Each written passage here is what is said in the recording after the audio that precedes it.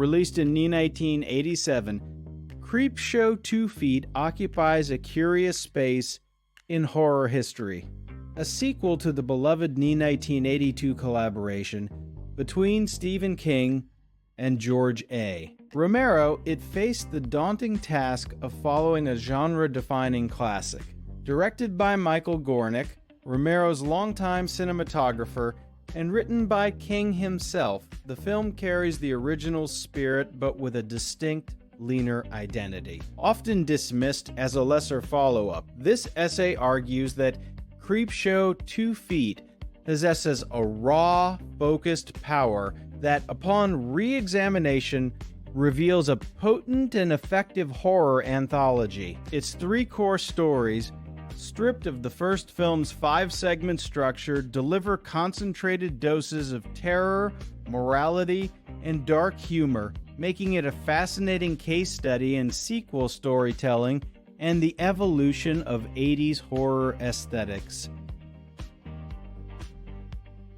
The film's framing device, featuring the ghastly creep from the EC Comics inspired pages, immediately establishes its tonal commitment. This animated sequence, while lower budget than its predecessor, effectively bridges the tales with a grimy, pulpy charm. It reminds viewers they are entering a world of moral fables and grotesque consequences, a direct lineage from the horror comics of the 1950s that influenced the first film. The Creep's narration sets the stage for stories where greed, cruelty, and carelessness are met with horrific, often ironic punishment. This wraparound isn't just decoration. It's the thematic glue reinforcing the anthology's core principle. In the world of Creepshow, bad behavior doesn't just have social costs, it has supernatural, visceral, and fatal ones. The first segment, Old Chief Woodenhead, is a deceptively simple tale of vengeance. Set in a dying desert town, it follows an elderly couple, Ray and Martha Spruce, who are murdered by local hoodlums after refusing to hand over their life savings. The segment's horror stems not from the gang's brutality, but from the righteous, unstoppable retribution delivered by their store's wooden Native American statue.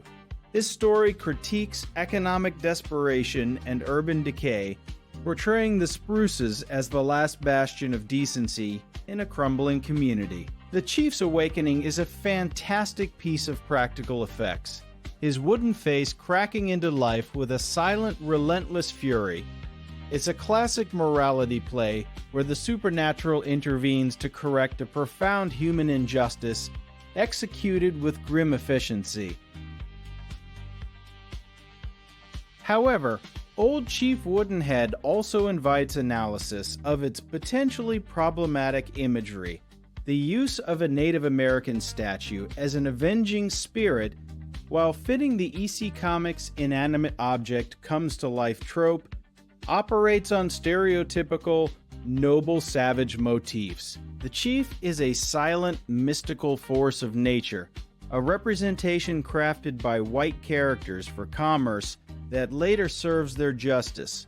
A modern reading must grapple with this. Yet, within the film's logic, the power resides in the Spruce's genuine, decades-long respect for the figure, contrasting with the thieves' purely transactional view. The segment becomes a tale about the spirit of place and respect, with the Chief punishing those who violate the last sacred trust in a town, stripped of all other value. The second and most iconic segment, The Raft, adapts a Stephen King short story with chilling, claustrophobic precision. It follows 4 college students who encounter a mysterious, oily blob on a secluded lake. Trapped on a small wooden raft, they are picked off one by one by the amorphous creature.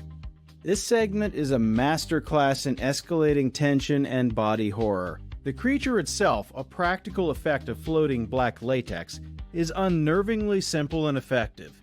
Its attacks are gruesome and intimate, dissolving its victims in a horrifyingly slow manner. The Raft strips horror down to its essentials: a confined space, an incomprehensible threat, and the rapid breakdown of social bonds under extreme duress, making it one of the most memorably terrifying sequences in 80s horror.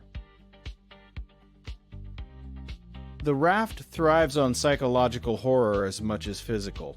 The character's initial bravado and hormonal tension quickly curdle into panic, suspicion, and selfishness. Their entrapment becomes a brutal experiment in human nature under siege. The creature is almost a force of nature, an ecological horror or a primal ooze that exposes their vulnerabilities. The famous line, "It's like quicksand, but it's alive," perfectly encapsulates the segment's dread. There's no grand mythology or motive. The horror is existential and immediate. The bleak, hopeless ending, with the final survivor succumbing after a fleeting moment of escape, reinforces the film's ruthless moral universe. Sometimes curiosity and a desire for simple pleasure lead to inescapable, gruesome ends with no lesson learned beyond the finality of death. The final segment, The Hitchhiker, delivers a relentless single-location chase.